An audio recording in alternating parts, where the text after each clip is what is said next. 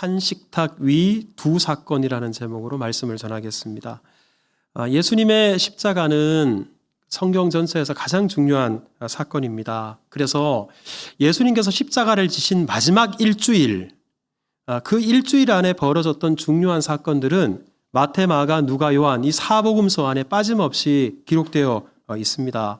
종려주일에 예수님께서 예루살렘에 입성하신 것 다 기록되어 있고요. 겟세마네 동산에서 기도하신 것 다 기록되어 있어요. 대제사장의 종들에게 체포당하시고 신문 받으시는 것 다 기록되어 있고요. 그리고 십자가의 모진 고난과 그리고 죽음을 당하신 것, 3일 만에 부활하신 것도 복음서에 빠짐없이 기록되어 있습니다. 자, 그런데 예수님의 십자가에서 빼놓을 수 없는 사건인데도 요한복음에만 빠진 것이 한 가지가 있어요. 그게 뭘까요? 눈치가 빠른 분들은 오늘 성찬식이니까 성찬식이 빠졌어요. 마태복음에, 마가복음에, 누가복음에는 자세하게 기록되어 있는데 요한복음에는 성찬식이 빠져 있습니다. 여러분, 성찬식이 얼마나 중요한 예식인지 저도 여러 차례 강조했고 여러분들도 잘 아시리라 생각합니다. 여러분, 구약시대 가장 중요한 절기가 유월절이에요. 그런데 이 성찬식이 유월절 명절에 예수님께서 제자들과 식사를 나누는 시간에서 제정되었거든요. 원래 유월절 식사는 어린 양을 잡아 그 고기를 먹었어요. 그런데 예수님께서는 떡과 포도주를 제자들에게 나눠주시면서 이것은 내 몸이다, 이것은 내 피다, 자기 자신을 어린 양 삼으셔서 자신을 제물로 내어주신 것, 이것이 바로 성찬식입니다. 그러니 성찬식이 얼마나 중요합니까?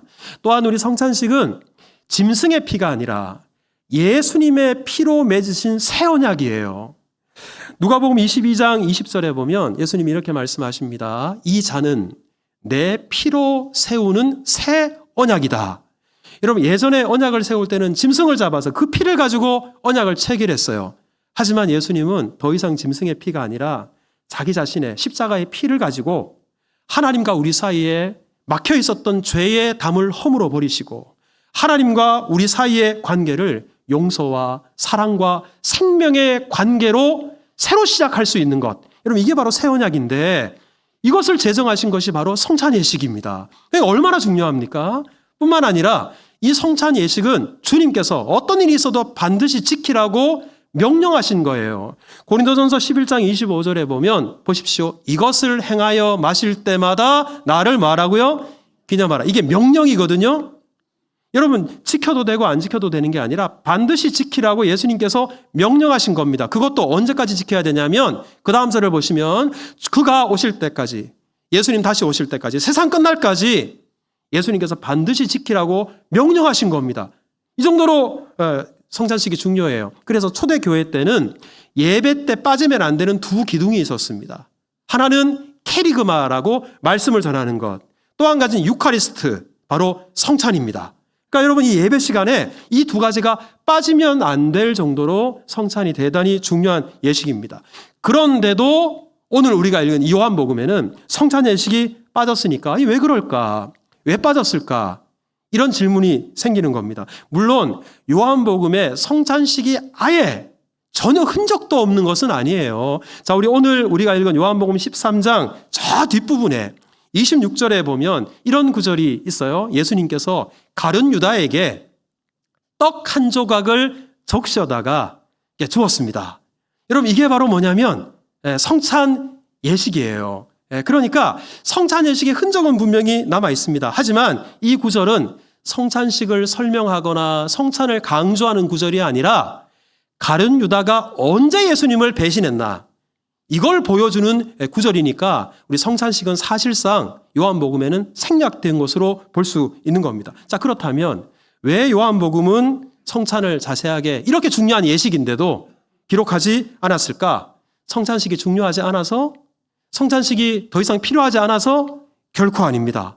여러분, 사실 오늘 본문에 원래는 성찬식이 들어가 있어야 될 그런 위치예요. 그런데도 성찬 대신에 성찬은 기록하지 않고 예수님께서 제자들의 발을 씻어주시는 것, 이걸 뭐라고 할까요? 세 글자로? 세족식이라고 하죠. 성찬식 대신에 세족식이 오늘 본문에 나옵니다. 이것은 세족식이 성찬보다 더 중요하다는 의미가 아니라, 자, 한번 따라서 할까요? 세족식이 성찬식을 가리킵니다.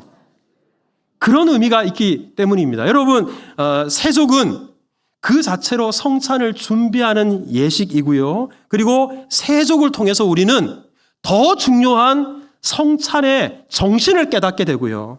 그리고 우리는 세족을 통해서 성찬에 참여하는 사람들이 어떤 삶을 살아야 되는가, 이런 영적 교훈을 얻게 되는 겁니다. 그러니까 우리 요한은 요한복음을 기록하면서 마태와 마가가 누가가 성찬에 대해서 자세히 기록했으니까 굳이 요한복음에도 성찬을 기록할 필요가 없어서 기록하지 않고, 그 대신에 바로 성찬과 연결되는, 그리고 성찬을 더 돋보이게 하는 세족식에 대해서 자세하게 요한복음에 기록했던 것입니다. 자, 오늘은 바로 이 세족식을 통해서 성찬의 의미를 여러분과 되새기고, 한 식탁 위에서 세족식과 성찬식이 함께 거행되었거든요. 그 의미를 함께 말씀을 나누면서 은혜를 받겠습니다. 자, 우리 먼저 첫 번째, 자, 저를 한번 따라서 할까요? 세족식은 성찬을 준비합니다. 세족식이 성찬을 뭐 한다고요? 준비합니다. 자, 여러분 1절을 보시면 유월절 전에, 그래서 유월절 명절이 찾아왔습니다. 그리고 4절을 보면 저녁 잡수시던 자리에서 그랬어요. 그러니까 예수님께서 제자들과 함께 마가다락방에서 마지막 식사, 그러니까 유월절 식사를 나누는 바로 그 장면입니다. 여러분, 이 식탁에서 잠시 후에 성찬을 갖게 되는 겁니다. 그러니까 여러분, 오늘 본문에 나오는 세족식은 저녁 식사가 시작될 무렵에 있었던 예식이고요. 성찬 예식은 그 식사가 끝나갈 무렵에 있었던 예식입니다. 그러니까 여러분, 식사가 시작될 무렵에 세족식을 했으니까 앞으로 있을 성찬을 준비하는 의미가 바로 세족식에 있었던 겁니다. 어떤 준비를 했을까요? 여러분, 성찬이라는 말, 이게 성스러울 성자에다가 먹을 찬이거든요. 우리 성찬은 한번 따라서 해보세요. 거룩한 식사. 여러분, 거룩한 식사에 우리가 참여하려면 준비해야 되잖아요. 하물며 여러분들이 귀한 손님과 밖에서 만나서 식사한다고 생각해 보십시오. 헝클어진 머리, 그리고 씻지도 않은 얼굴, 그리고 그냥 추리닝 복장으로 나가서 여러분 식사를 하시는 분 계십니까? 아니잖아요. 하물며 사람과 약속하고 만나서 식사를 할 때도 단정하게 씻고, 그리고 옷을 입고 그렇게 나가서 만나는데, 예수님께서 제정하신 이 귀한 거룩한 식사, 성찬 예식에 어찌 준비 없이 참여할 수 있겠어요? 그런 의미에서 이 거룩한 예식을 앞두고 예수님께서는 제자들의 발을 깨끗하게 씻어주심으로 성찬에 참여할 준비를 하게 하셨던 겁니다. 그러면 이 준비가 어떤 준비일까? 여러분, 성찬 예식에 먼지나지 말라고, 물론 깨끗하게 씻는다는 의미도 있습니다만, 성경에서 씻는다라는 것은 죄사함과 연결되어 있어요. 여러분, 우리가 잘 아는 것처럼 하나님의 말씀은 믿는 사람이나 믿지 않는 사람이나 다 듣고 은혜를 받을 수 있어요. 반면에 성찬 예식이라는 것은 반드시 예수님을 믿는 사람이 참여해야 은혜를 받는 거예요. 믿음 없는 사람이 성찬에 참여한다 그래서 성찬의 은혜가 임하는 것이 아닙니다. 그래서 예수님께서는 이 성찬에 믿음으로 참여할 수 있도록 먼저 발을 씻어주신 것입니다. 자, 여러분, 오늘 본문의 내용을 여러분 잘 아실 거예요. 예수님께서 수건을 두르시고 대야에 물을 떠서 제자들에게, 자, 내가 지금부터 너희들의 발을 씻어주겠다. 그랬더니 베드로가 깜짝 놀라서, 예수님 무슨 우리 발을 씻긴단 말입니까? 우리 우리 씻을 수 없어요. 그랬더니 예수님께서 8절에 이렇게 말씀하세요. 내가 너를 씻어주지 아니하면 내가 나와 상관이 없느니라. 씻는 게 뭐라고? 여기서 말하는 씻는 게 바로 죄사함이에요. 예수님을 믿음으로 말미암아 우리가 죄사함을 받아야 돼요. 그래야 예수님과 관계가 생기는 거잖아요. 그랬더니 베드로가 그럼 좋은 거네요. 그럼 목사님, 예수님 발만 씻어주시 마시고요, 제 손도 좀 씻어주시고요, 머리도 좀 감겨주세요. 그랬어요. 그랬더니 예수님께서 목욕을 한 사람은 더 이상 목욕할 필요가 없고 발만 닦으면 된다. 예수님이 그렇게 말씀하셨어요. 자, 여러분, 여기서 목욕이 나오고 세속이 나와요. 이 의미가 있는데 사실 좀 어려운데 우리 수정교회는 수준이 있으니까 자, 한번 따라서 해보세요. 목욕은 칭의, 한번 따라서 세속은 성화. 여러분, 이게 무슨 말이냐면 우리가 예수님을 믿으면 의롭다함을 받아요. 근데 여러분, 예수님 믿는 거를 믿고 또 믿고 할 필요가 있어요, 없어요? 한 번만 믿으면 우리가 단번에 의롭다함을 받습니다. 하지만 우리가 의롭다함을 받았다고 하더라도 날마다 잘못하고요, 허물이 있고요, 죄에 넘어져요. 그럴 때마다 우리는 뭘 해야 돼요? 회개해야 돼요. 날마다 발을 닦는 것과 같은 이치입니다. 그래서 예수님께서 이제 예수님을 믿음으로 말미암아 목욕을 한 사람들은 성찬에 참여하기 전에 회개함으로, 마음가짐을 새롭게 함으로 성찬에 참여할 수 있도록 준비시켜 주신 겁니다. 우리 교회에서 성찬예식을 가질 때 짧은 시간이지만 자기를 살피고 성찬예식에 들어가요. 잠깐 우리 죄를 묵상하고 회개하고 난 다음에 성찬식에 참여하게 되는데, 예수님께서 바로 세족식을 통해서 성찬을 준비하게 하셨던 겁니다. 자, 여러분, 오늘 우리 이 말씀을 가지고 우리 성찬예식에 참여하게 될 때 나는 예수님의 피로 말미암아 목욕을 한 사람들이다. 하지만 이 성찬에 하려고 보니 내가 얼마나 허물이 많고 잘못이 많은지, 내 공로가 아니라 예수님의 피로 나를 정결케 해주시기를 원합니다. 성찬에 참여할 수 있는 자격을 내게 허락해 주시기를 원합니다. 우리 이런 마음으로 우리 회개하며 성찬에 임하는 우리 모두가 될 수 있기를 축복합니다. 자, 두 번째 한번 따라서 합시다. 세족은 성찬의 정신을 보여줍니다. 여러분, 발을 씻는 것은 첫 번째 의미는 깨끗하게 하는 거예요. 하지만 깨끗하게 하는 것만 세족의 의미가 아니에요. 여러분, 세족은 한번 따라서 합시다. 섬김입니다. 여러분들도 잘 아시는 것처럼 이스라엘은 날씨가 건조하고 사막이 많아요. 그리고 신발에 신는 신발은 거의 샌들 형태예요. 그러니까 밖에 잠깐만 나갔다가 들어와도 발이 흙투성이, 먼지투성이가 되고 맙니다. 그래서 유대인들은 외출했다가 들어오면 반드시 하인들이 종의 발을 깨끗하게 씻어 주었습니다. 자, 그런데 오늘 본문을 보면 누가 제자들의 발을 씻어 주려고 하는가? 다름 아니라 스승인 예수님이 씻어 주려고 하시는 거예요. 제자들의 주가 되시는 예수님이 발을 닦아 주려고 하시는 겁니다. 그러다 보니까 6절에, 사실 이게 말도 안 되는 일이거든요. 베드로가 말씀합니다. 주여, 어찌 주께서 우리의 발을 씻어 주시려고 하십니까? 이거 어디에서도 없는 일이고 절대로 해서는 안 될 일입니다라고 자기 발을 내놓으려고 하지 않았어요. 그럼에도 불구하고 예수님께서 제자들의 발을 기어이 씻어주려고 하셨던 이유는, 자, 14절을 한번 보십시오. 내가 주와 선생이 되어 너희의 발을 씻었으니 너희도 서로 발을 씻어주는 것이 옳으니라. 여러분, 이 세족의 정신이 다름 아니라 섬기는 것. 다른 높은 사람이 내가 높다 에헴거리고 있는 게 아니라 낮은 사람, 약한 사람, 작은 사람, 겸손한 마음으로 그를 섬기는데 세족의 정신이 있다는 것을 예수님이 보여주신 것입니다. 여러분, 선생이 제자들의 발을 씻겨주는 것, 이것도 말도 안 되는 일인데 사실 세족의 섬김은요, 섬김의 맛보기에 불과해요. 자, 이 세족식을 끝내고 나서 성찬예식을 예수님이 제정하셨잖아요. 이 성찬은 한번 따라서 합시다. 섬김의 완성입니다. 다시 한번, 섬김의 절정입니다. 왜냐 그러면 예수님께서 마태복음 20장 28절에 이렇게 말씀하셨어요. 우리 잘 아는 구절이잖아요. 한번 읽어볼까요? 시작. 인자가 온 것은 섬김을 받으려 함이 아니라 도리어 섬기려 하고 자기 목숨을 많은 사람의 대속물로 주려 함이니라. 여러분, 예수님이 이 땅에 오신 이유는 섬김 받으려고 오신 게 아니에요. 대접 받으려고 오신 게 아니에요. 오히려 섬기려고 오신 거예요. 그래서 가장 낮은 모습으로 예수님이 이 땅에 오셨는데 어느 정도로 섬기려고 하셨나? 죄 없는 예수님이 죄인인 우리의 죄를 대신해서 십자가에 못 박혀 대속 제물이 되시기까지 예수님은 낮아지셨어요. 그 정도로 예수님이 섬기셨어요. 이게 바로 예수님의 십자가를 우리 예식으로 바꿔놓은 것이 성찬이잖아요.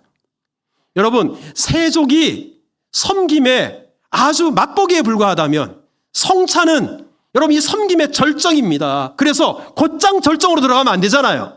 그래서 먼저 세족을 통해서 섬김이 무엇인지를 일깨워 주신 다음에 완성된 섬김의 모습으로 예수님이 초청하는 것입니다. 여러분, 예수님께서 제자들의 발을 씻겨주신 그 똑같은 손으로 떡을 떼시면서 제자들에게 떡을 나눠주시고 잔을 나눠주셨습니다. 여러분, 세족이 감동이 있는 섬김이라면 성찬은 한번 따라서 합시다. 생명을 주는 섬김. 예수님께서는 발을 닦아주시면서 제자들에게 감동을 끼쳐주셨어요. 하지만 우리가 지금 잠시 후에 받게 될 성찬은 감동 정도에서 끝나는 게 아니라 우리에게 영원한 생명을 주는 그런 은혜가 있습니다. 오늘 이 성찬 가운데 이 놀라운 섬김의 은혜가 우리 가운데 충만하기를 주님의 이름으로 축복합니다. 마지막으로 한번 따라서 합시다. 세족은 성찬의 삶을 가르쳐 줍니다. 여러분, 예수님께서 제자들의 발을 닦아주신 이유가 뭘까요? 그것이 단순히 나는 이만큼 겸손한 사람이다, 나는 이 땅에 섬기기 위해 왔다, 이것만 가르쳐 주시기 위한 게 아니에요. 선생인 내가 너희들의 발을 닦아 주었으니 한번 따라서 합시다. 너희도 섬겨라. 이거 가르쳐 주시려고. 그래서 요한복음 13장 오늘 보면 15절을 보면 보세요. 내가 너희에게 행한 것 같이 너희도 행하게 하려 하여 뭐를 보였노라?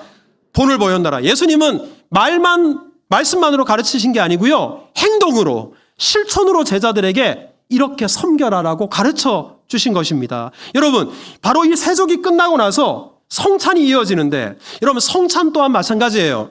성찬은 십자가 위에서 예수님이 찢으신 살, 십자가 위에서 흘리신 예수님의 피를 상징하는 것입니다. 그런데 이 성찬을 통해서 예수님의 은혜가 고맙구나, 감사하구나, 여기서 끝나는 게 아니고요, 성찬에 참여한 사람들은 예수님의 십자가를 전해야 되는 거예요. 언제까지? 주님 다시 오실 때까지. 그러니까 여러분, 성찬을 받은 사람은 은혜만 받을 것이 아니라 그 받은 은혜를 가지고 예수님의 십자가를 다른 사람들에게 전하는 실천적인 삶을 살아야 되는 겁니다. 그러니 한 식탁 위에서 세족과 성찬을 우리에게 보여주신 예수님께서는 성찬의 삶을 살아가라, 실천의 삶을, 세족의 삶을 살아가라, 섬기는 삶을 살아가라라고 우리에게 명령하신 겁니다. 여러분, 이것이 필요했던 이유가 누가복음 22장 24절을 보면 이 마지막 식사 자리에서 제자들이 뭘 가지고 싸웠는지 아세요? 한번 보세요. 그들 중에 그중 누가 크냐 하는 다툼이 일어났어요. 예수님은 지금 십자가를 앞두고 지금 죽음을 향해서 한 걸음 한 걸음 나아가고 계시는데, 제자들 머릿속에는 누가 더 높으냐, 누가 더 앞으로 큰 사람이 되느냐, 누가 더 많이 움켜잡을 것이냐, 이걸 가지고 서로 높아지려고 싸웠어요. 예수님께서 우리의 중심을 다 깨뜨려 보시잖아요. 이런 제자들에게 내가 너희들 속을 다 보고 있다 이렇게 말씀하지 않으시고, 겸손히 이 교만에 빠지고 이렇게 대접받으려고 하고 마음이 높은 데 있는 제자들 앞에 무릎을 꿇으셨어요. 그리고 그들의 발을 닦아주셨어요. 그리고 생찬의식을 제정하셨어요. 예수님께서는 바로 이 행동으로 너희들도 섬기는 삶을 살아야 한다, 너희들 다른 사람 앞에서 낮추는 삶을 살아야 한다, 몸소 가르쳐 주셨던 것입니다. 사랑하는 성도 여러분, 우리가 이 세족, 이 성찬 예식에 참여하면서 한 식탁 위에서 벌어진 이 엄청난 영적 교훈을 통해서 앞으로 어떻게 살 것인가 한번 따라서 합시다. 예수님 닮기 원합니다. 예수님처럼 섬기기 원합니다. 여러분, 이 십자가를 우리 이웃들에게 흘려보내고 그 십자가의 정신으로 이웃들을 섬기는 데 쓰임받음으로 우리를 통해 생명의 열매 그리고 구원의 열매가 풍성히 맺혀지는 역사가 있기를 주님의 이름으로 축복합니다.